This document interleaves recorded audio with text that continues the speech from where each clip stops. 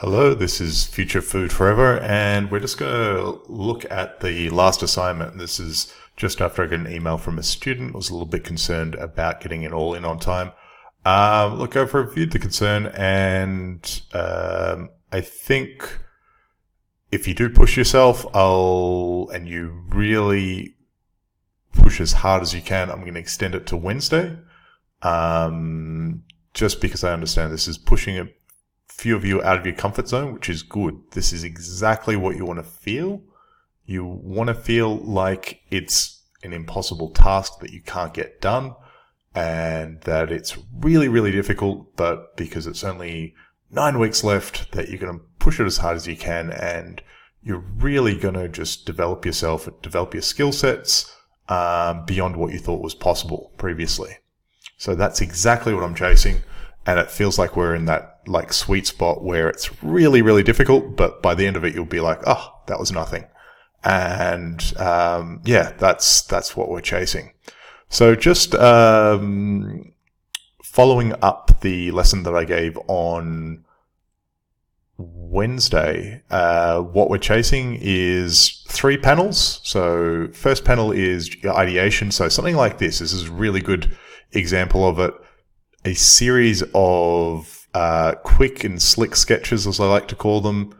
It looks like it's done with a biro, very simply done, very eloquent, and that's what we want for the first panel. We'll just go through a few of these, and I'll just go through a strategy of, if you are struggling with this, just quickly how you can get through this and pretty easily. And you're going to see my setup. Currently, I don't have my Wacom. I've lent it to a former colleague of mine, and it's made it a little bit difficult. So you're definitely in a position of advantage if you have I believe you've all got access to the Wacoms in 45, which are great, the high def ones. And yeah, so just keep that in mind. But look at the simplicity of a lot of these would be copied and drawn over the top of. They're very simple cross-hatching or hatching there just to get some value. It's nothing, the perspective is actually wrong, you can see here, but it doesn't really matter. It's just to get a series of ideas, and most of them are done in profile. Now, in the brief, I suggested that you have to do 2 views of it, because the problem with any 2-dimensional representation like this is it's a little bit difficult to understand a form. So something you're making the illusion of 3D using either multiple views or shading. And I'm going to be even more generous with the brief and say, look, as long as you can convince me or any other viewer that within 5 to 30 seconds what the forms are and that there's variants of forms, look, do it however you like. So again, just trying to simplify that so it's a little bit easier on all of you. If that's, I could imagine that's a pinch point at the moment. So just to keep that a little simpler.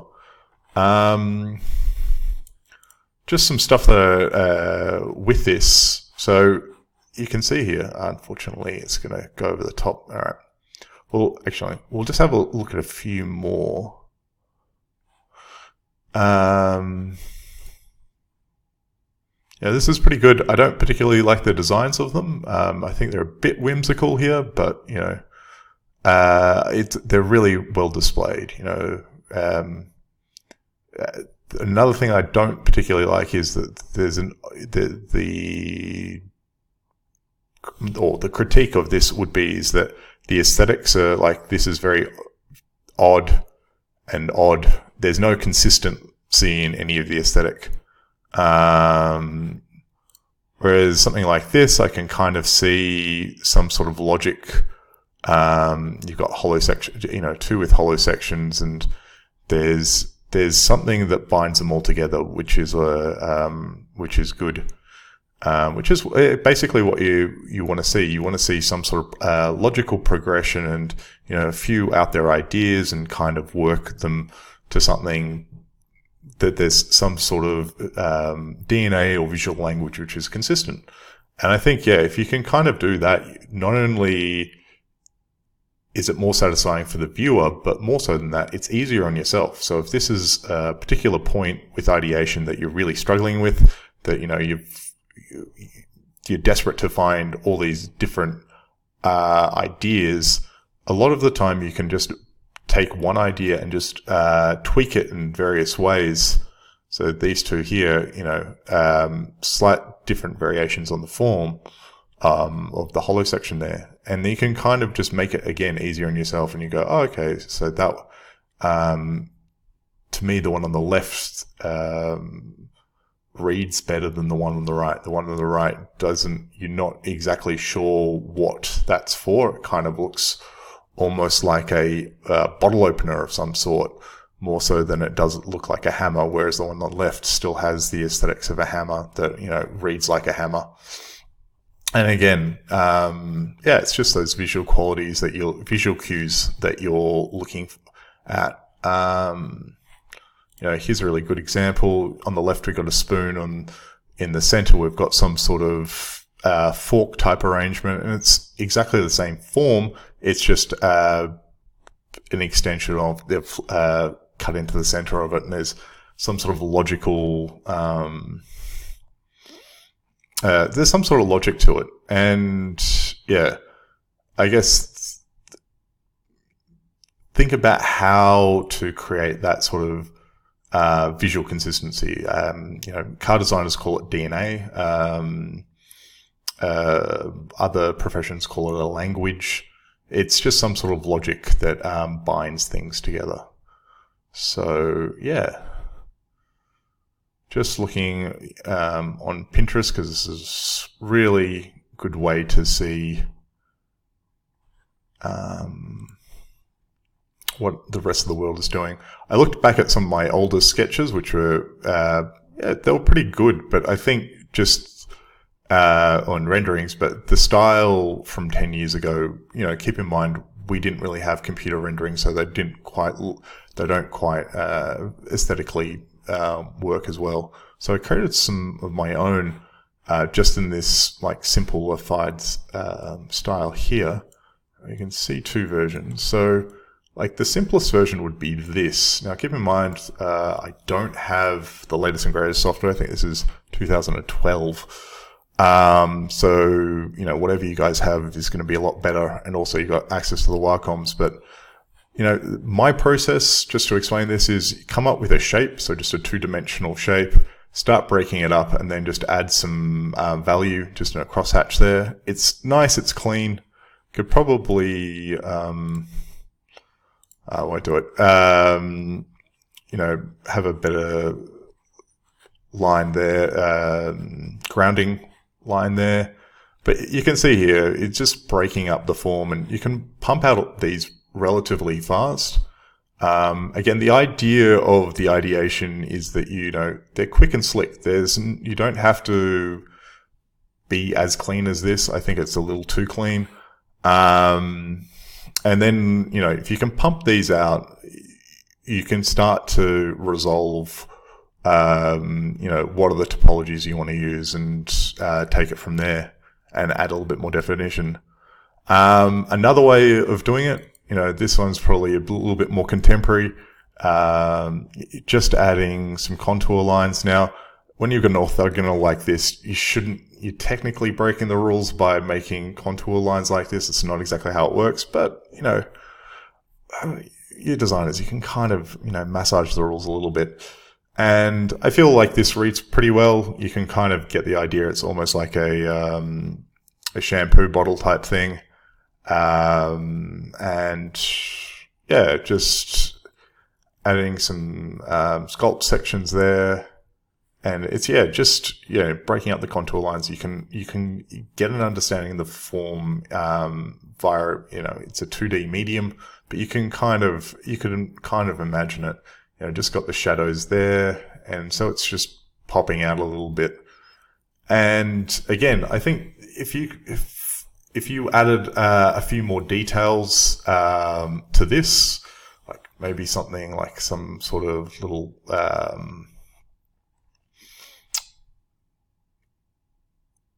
thumb scallop type setup, so you know that's where you're going to lift something up. You could have an arrow. I could take this lid off. I could have a put in a hand or whatever. Unfortunately, yeah, this isn't the best software for that sort of stuff. But you know, had I spent a little bit more time, I could do that. Just a little tip or trick. There's this website here, which is just sketchme.web.app. And if you really struggle with putting in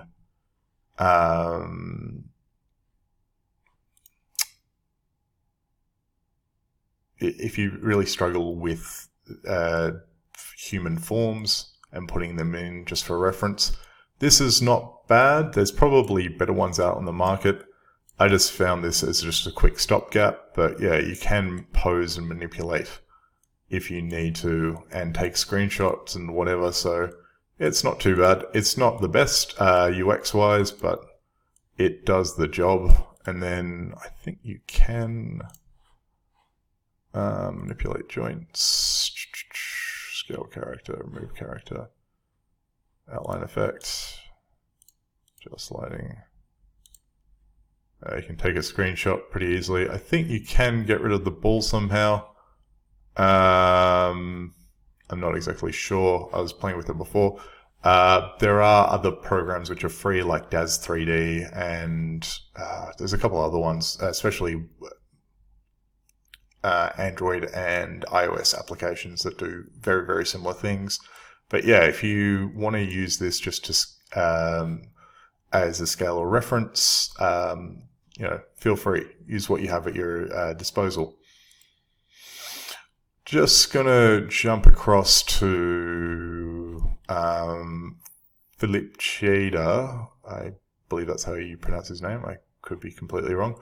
And just look at some of his work now.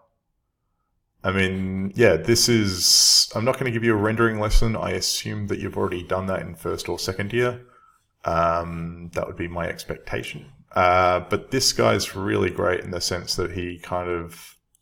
If we go through it, he'll actually show you how he did it. So you can see there, it's just sketching over an original... That's really beautifully done. You can... If you don't have the skill set to do this from scratch and as in to draw it, you can kind of take a shortcut in this sense. And you know, this is really beautifully done. You can kind of see how he does every stroke, which is really great. And what I was thinking about it was, for a lot of you, I would imagine one of the big issues that you have is that it's the actual... I'll just let this play out for a moment. You can see just all the individual lines that he uses.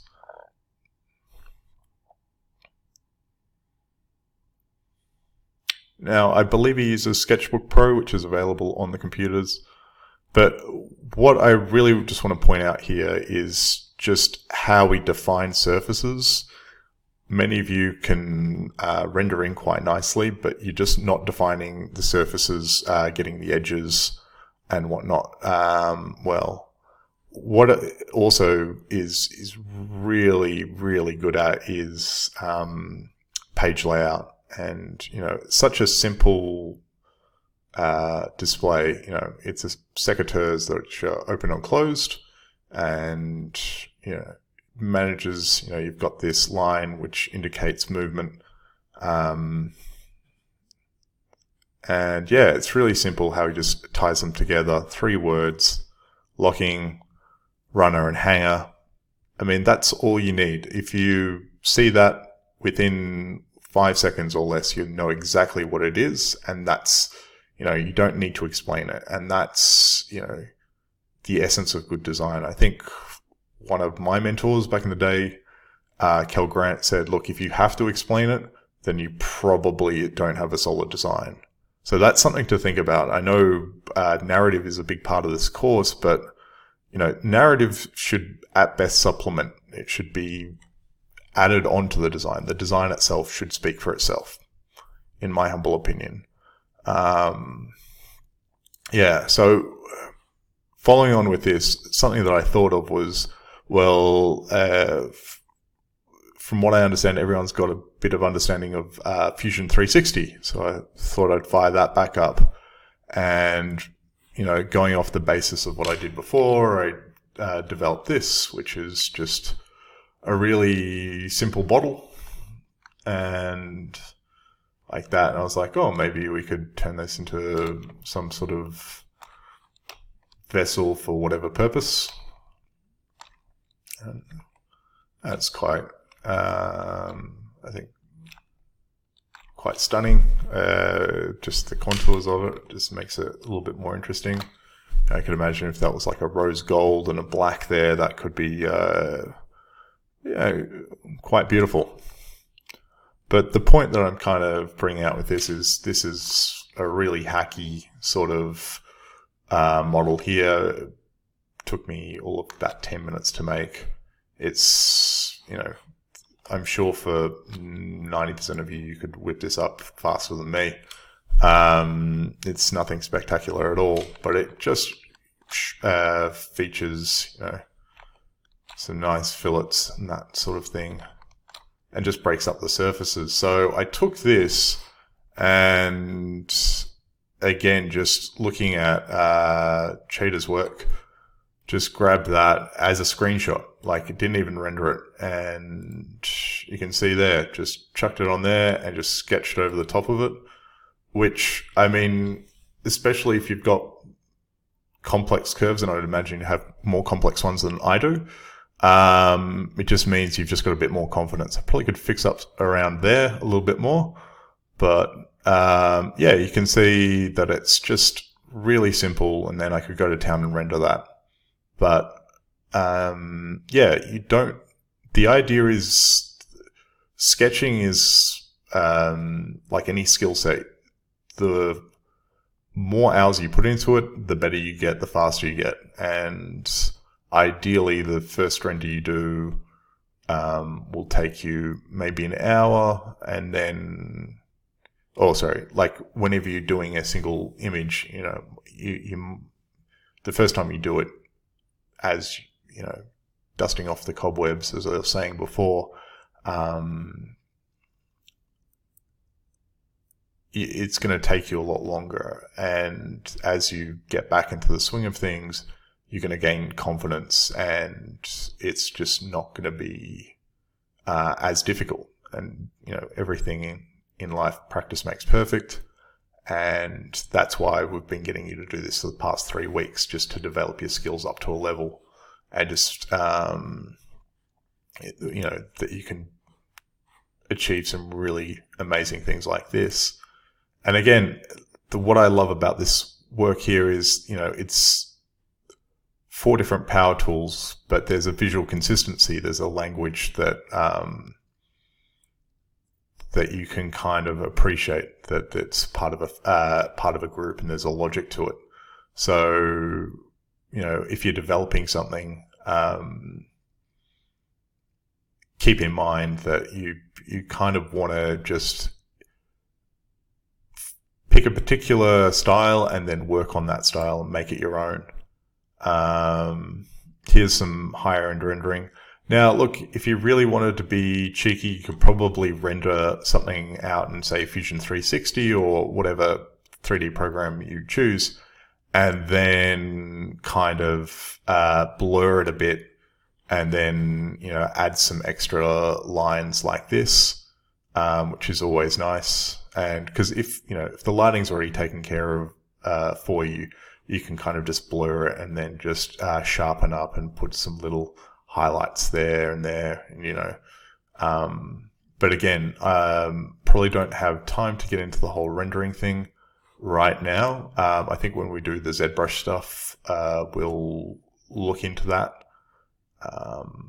But yeah, again, look at this guy's Instagram, because it really lays out perfectly like how he constructs things, and really simply just blocks out color, then starts adding gradients, and then starts adding little bits of detail.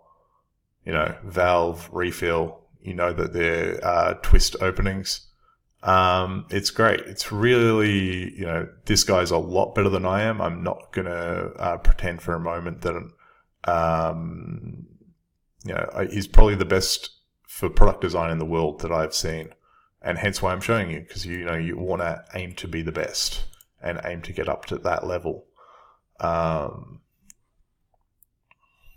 There's no point me showing work that I did 10 years ago where it's, it's when it's not relevant. Whereas this guy is, this guy's absolutely smashing it. And it's really simple. Like, you can see how simple it is that he'll just block out a color, then he'll add the lighting, then he'll add the fillets at the end, and then start adding some shadow. And yeah, just worth watching that again. Oh, sorry. It just goes to show you how crap I am at Instagram.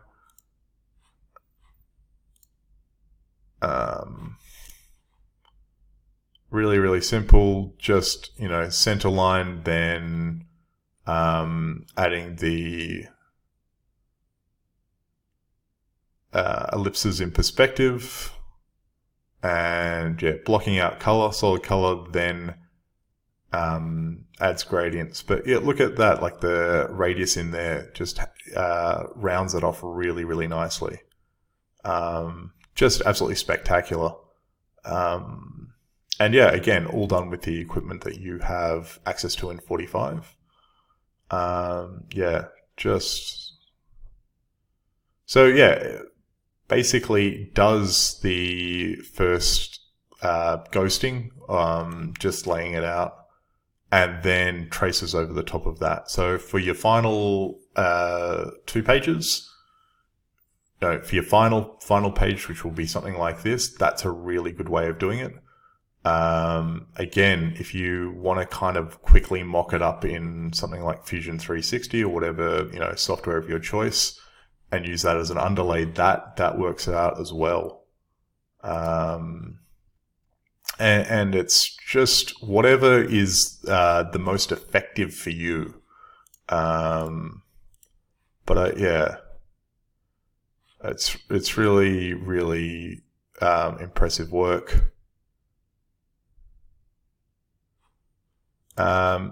Just something worth noting is that, yeah, figure out what the focus is. The focus here is the watch face itself, or the timepiece. The bands don't really matter, and that's why he only puts in a partial amount of them, which is kind of a nice little artistic touch.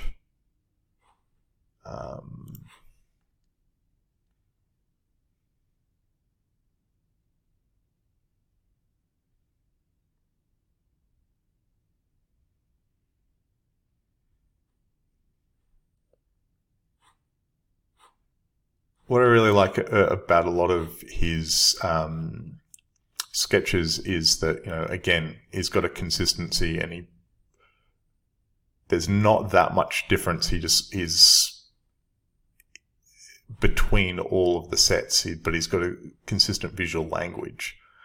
Secondly, what I really like about him is he's not afraid to put in a sketch to define some more context. Yeah, this would be a image that you could potentially use for your second page.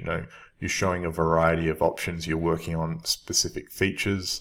You're showing like different grips or affordances. Yeah, it's really good. We saw this one in class. Again, it's the combination of,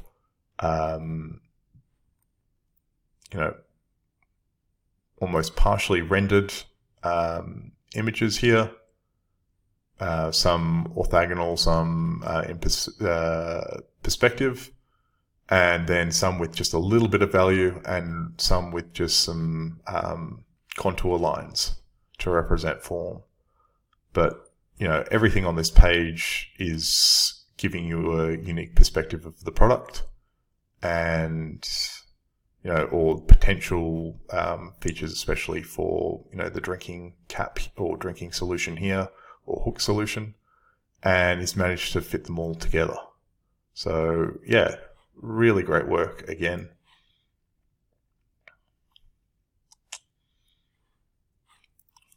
Yeah, something really subtle, just a profile orthogonal view, and then perspective. This would be perfect for a final image.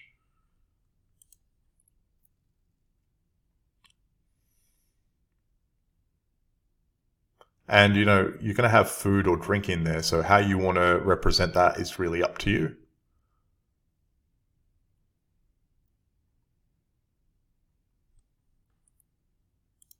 I mean, for a second image, you know, you could potentially have something like this. Excellent line drawing here.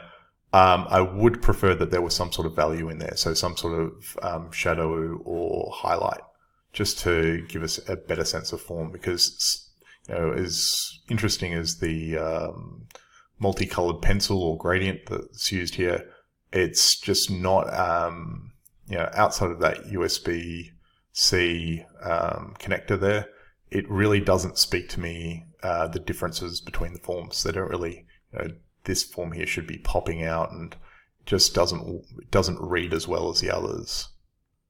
You know, whereas you can see these shoes here, really you can get a really good indication. That's almost too much detail with all the, you know, the sock patterning and that. I wouldn't expect that you'd go quite that far. That's almost realistic. But here it's just nicely done. It's just like a simple pattern over the top.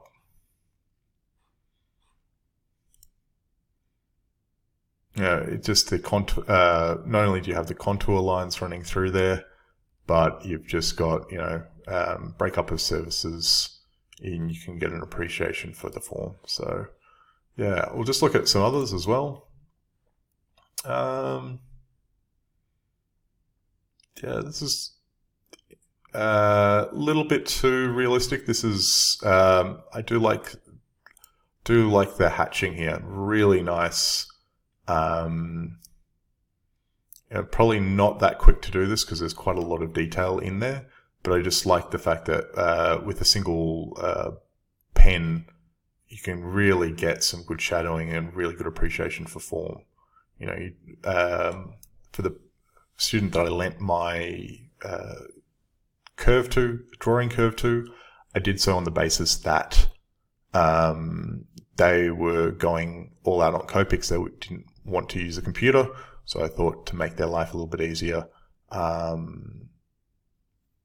they need something to really just sharpen up and just make their line work pop. The offer's there if it is useful for not just that student, but for anyone else, providing you've shown that you actually are capable of doing good work, or you're really interested in pushing your visualization skills, then happy to just to laser cut you one, and you can use it,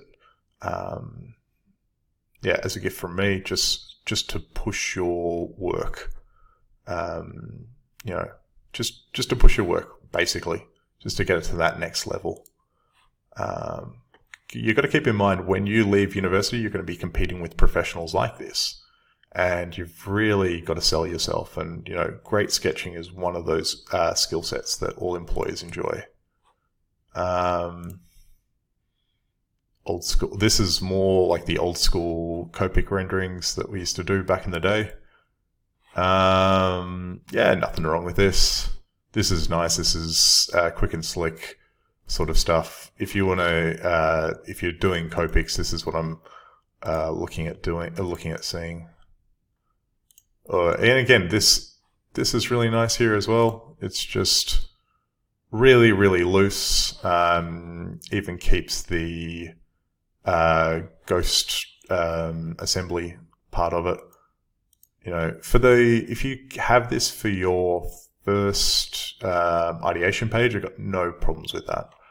You know, really simple. Here's a pivot. This is how it's going to move. And it's exploration. That's what it is. Ideation and exploration. It's really great. It's a great skill to have. And yeah, it's one of those things that we constantly talk about is, the first option that you give is never going to be the best one, especially as a student. Like, you really need to explore it. Who's this? Yeah. I really like this more from a conceptual level than a presentation level, and I'll explain that in a minute, is that, it's great to be inspired by nature. It's just not okay to copy it. So, anything like if you were going to... one of the issues that always arises is, someone gets excited by a piece of bark, let's say, or a stone, or, whatever the case is, something from nature, and they want to go, oh, that's great. It's a really beautiful artifact, and that's wonderful. But you can't just grab something off the floor and then resin cast it or 3D scan it and use it as your own. You actually have to be a designer and make decisions and make it your own. So, you've got to have something essentially that's your own intellectual property. So you can't just grab something, from nature and use it essentially verbatim. You've got to be inspired by it and create a form. And you can see on this website, I'm not necessarily super interested in his designs, but that's probably not a good example, hey? Here you go. You've got an alligator, and, you can kind of see that visual language. Here's Mr. Bubbles, and, inspired by. And that's kind of what I wanted to get through with the abstraction of things, is that you have to be able to abstract. If you're going to have some sort of narrative throughout it, the most effective way of doing that is to see something that everyone understands. Some people call this semiotic, some people call this iconography, depending on which school of thought you're in. It's the same thing. So you've got a ladybug here. How can you get inspired by the ladybug, and, what aspects of it? So obviously the red, and it's not just the color, but it's also the grip here and the pattern. And this is something really worth paying attention to, is how can you take something, if you had a story or an object from nature, how do you incorporate that into your design but still make it your design? Because at the end of the day, people are paying you to create intellectual property. That's your job, right? So to grab something off the floor, forest floor, let's say, and just whack that on a table and just, put 2 drill holes into it, whatever it is, and make some feet for it so it can stick onto a table, and then cover it in epoxy so you can food safe it and put some food in there. It's not really what we're about. I don't mind craft practices so much, but there needs to be some sort of design language and some sort of design intent. And, next week we're going to be looking at making not only forms, but different surfaces in surface treatments in, or surface designs rather, in ZBrush. So you've got that real control over it. And that's what we're really chasing, is some form of control as well. So yeah, I think this is a really good indication of, hey, we've got a ladybug here, and some sort of form of abstraction creation, and yeah, it's really well considered. I really like that, and it's a beautiful rendering as well. It's really well done.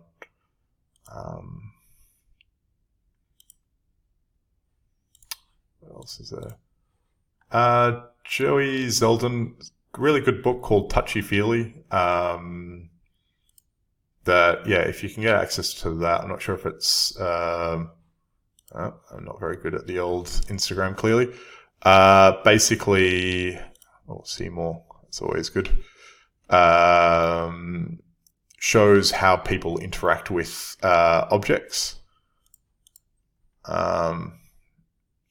Shows the object and shows he basically throughout this book shows hands touching different objects and all their affordances, which is, I hope you've all looked into either by reading the book by Donald Norman, just to that section on affordances, or you can check it out on lynda.com in Universal Principles of Design. But what is an affordance? And that's something that we'll be talking about. Confluences and affordances in this area of practice are really probably the most important considerations. And, narrative is a lot lower than both of those. Because if you've got a good confluence that, pieces fit together and they've got a consistent visual language, and that, the food fits within that, that's awesome. That's your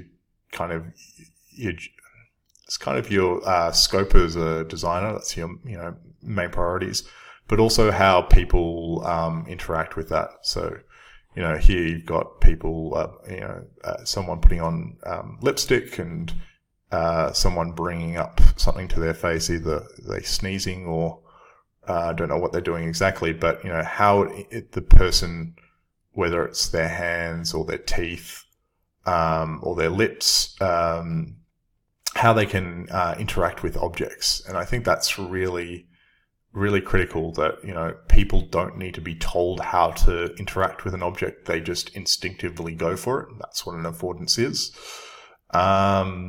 Spoiler alert. But yeah, that's something as industrial designers is one of your primary responsibilities. I think we can wrap this up now. We're just getting on to about 45 minutes. Look at a few more of these. I'll say what I like and what I dislike. Anyway, just to recap as well, extended till Wednesday. So yeah, and I just want everyone's drawing ability just to push up to basically like the levels that we've shown you here. I think giving this extension is pretty generous. I don't want people to be freaking out at week 4. Save that for week 8. But no, in all seriousness, I just really want you to push it and push it and push it, because it's one of those accelerationist courses. It sounds like a bit of a wanky term. Just an intensive, like you really just want to push yourself as far as you can go, and then you'll actually be really impressed about how far you've come at the end of it, and hopefully get a gig out of it.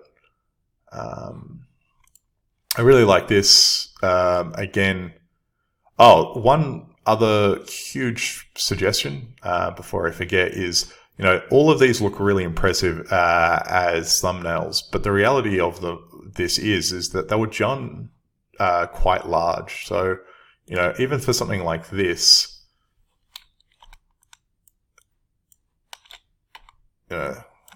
that's the size that I was sketching at, right? And down here, they translate reasonably well as a thumbnail sketch. And this is just something to think about. I'd probably up the contrast of the shadows on this one here. It's just a bit weak.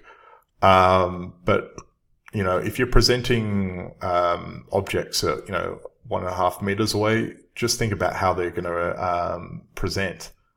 But always do them a lot bigger. Make your life easier. Always make them really, really big, scan them in, and then make them smaller. That's, one of the best pieces of advice. I actually stole that idea off Scott Mason. He's the one who told me that. And it's one of the best cheats, I guess, or shortcuts, or whatever you want to call it. But it just means that, if I was trying to get that delineation of form, that indentation there at that scale, I just couldn't do it. It would do my head in. It always pays to go big and shrink later. Then you can't do it the other way around. It just look ridiculous. So just really simple. If you want to have colored backgrounds or some sort of background to make it pop, by all means, if that's what you wish. Just think about how you can tie things together. So we see here, Flip, he's got his circles. Maybe you can think of something else. Something that's not distracting, but, just frames it well. And again, like if you want to use, some images that are rendered or partially rendered, and then others which are sketches, by all means. This is really good example here. And, you can even start with a sketch. So the way that I did this one here was, I started with the sketch. I don't have it on here anymore, but, where was it? This one here, I started with that, imported it in, made it in 3D, and then, put it on the angle there. Probably give it a bit more perspective. That probably would have been the smarter move. So just a little hot tip there. Just give it a bit of perspective so it's a little bit more interesting. And put it on an angle that shows off the features that you want. So you can get that line there. You can see that raised edge, and you can get a sense of the form. Probably should have exaggerated that a little bit more, but these are just some thoughts. If you want to put some branding on as well, by all means, just try and keep it subtle. Don't overdo it. Is always my suggestion with branding. The smaller the logo, the more it costs. So that's as a general rule in homewares. The more over the top it is, the more likely it's going to be on sale in the next few weeks or a few months. Timeless design is always just a subtle reference. Little things like quick and slick stuff here like this. But if you're going to have a lid and you want to show that it's going to go off, you can always have arrows. This is more like the old school industrial design that I used to do. Keep in mind, we came from before, Wacom tablets weren't even really mainstream, like to actually have an image. They didn't exist up until I think about 2008, 2009. So we were all about, quick sketches like this and renders like this.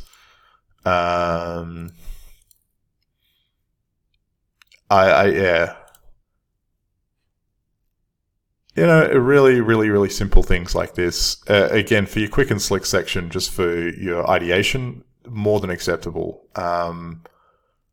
It's just nice, loosey-goosey stuff. Especially if you're you're only using Copic straight up, absolutely acceptable. But again, I think use whatever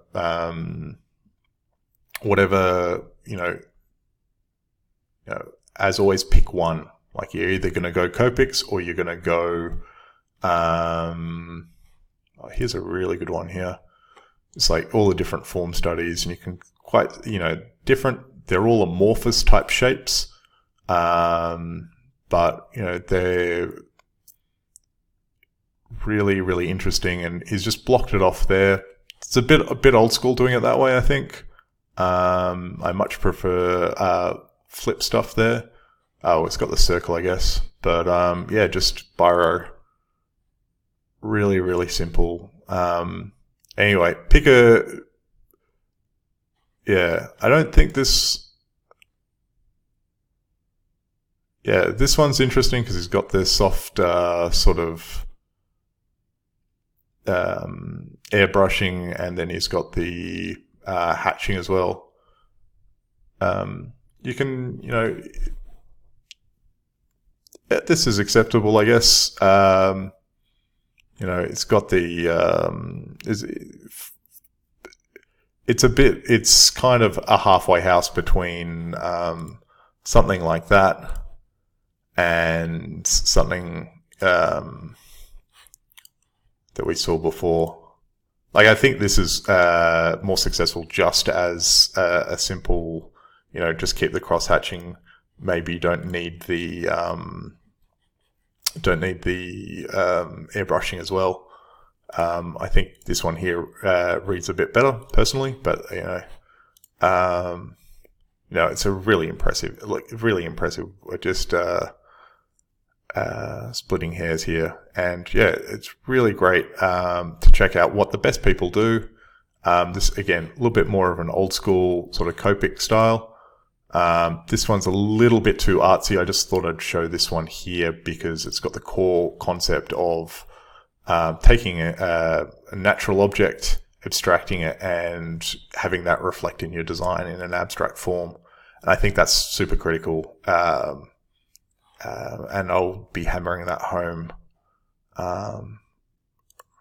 So just to recap, Wednesday you'll be presenting. Make sure that you practice your presentation so you don't and ah as much as I have today. Really just want to have that practice about 15 times, I reckon, for most of you. Some you probably get away with a lot less. The trick is just practice up until the point that you remember everything, you don't and ah, and you can actually start to time things out, and when you've got pauses, and roughly the timing of it. Have a stopwatch on you, perhaps. Once you feel confident, just do it 3 more times after that, and that should be enough for now. But you really want to sell, like anything. When we do conferences here, we think about how we can sell the idea, how we can win the crowd over, because even for us as academics, as boring as we might be, we still want to get, we need to sell an idea. We need citations. We need people to remember it. And that's one of the things that we're really focused on in the lab. And you should be even more focused on when you enter industry, because there's real, your livelihood essentially depends on it, right? If you can't sell an idea within 30 seconds, first 30 seconds, if you don't have someone hooked in and interested, it's really, really going to be an uphill battle from there. Just think about how, just put a little bit of extra time for that. But again, Wednesday, it's all going to be happening. So really hope to, can't wait to see what you come up with. Just a point of clarification. You can use previous concepts as long as they fit within the brief. And I guess I would have thought this goes without saying that you can update a concept as long as it's not, you just haven't stolen it verbatim, not stolen it, but taken it verbatim from yourself and just presented it slightly better. I want some exploration, some design development, and, some consideration for real world, if you're going to have some sort of electronics in there or some sort of mechanism in there, at some stage, you just document that, even if it's on the ideation point. Yeah, I just want to see that consideration, because we're taking it away from the conceptual and we're kind of refining it for something, refining and defining for something that's getting towards commerciality. And that's kind of where we want to get to package it in a way that guys like Ian and Pav and, you know, potentially Orlando or whomever can actually use it in a real world environment. Like, you've actually got to think about people, how they're going to use it. It's not just an exhibition piece. I think that's absolutely critical, is that we're going to get into prototyping physically very, very soon. And, you know, how people are going to interact with it, how you can, you know, wash it up, all this sort of stuff, and, you know, how you could potentially replace batteries and things like that if you need to. So all of this is super important. But if you can't express it in a logical manner with sketching or CAD, it's going to be an absolute uphill battle, the rest of it. So it's critical that you get this down pat, and that's why I've focused a little bit more on it. Again, Wednesday is the day that it's all happening. And the other point that I brought up was, you're off the hook in terms of, you don't need to do multiple views for the ideation page. The ideation page, you can kind of just get away with single views if you want, but just as long as there's some value in terms of shading on there, that's all that I ask for. So yeah, with that, I'm just going to upload this now. I hope everyone has a great rest of the weekend, and I'll see you all on Tuesday. We'll just be focusing on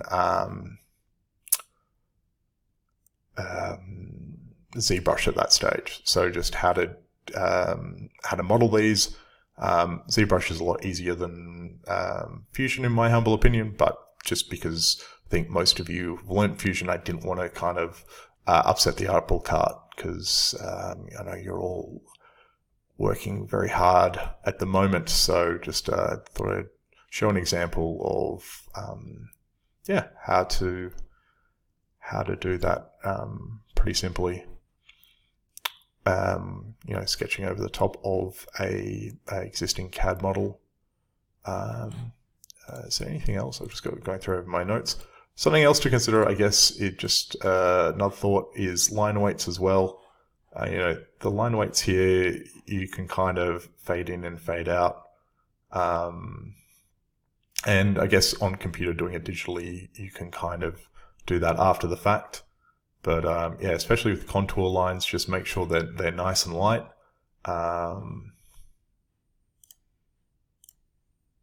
It's not a good example. You know, just nice and light.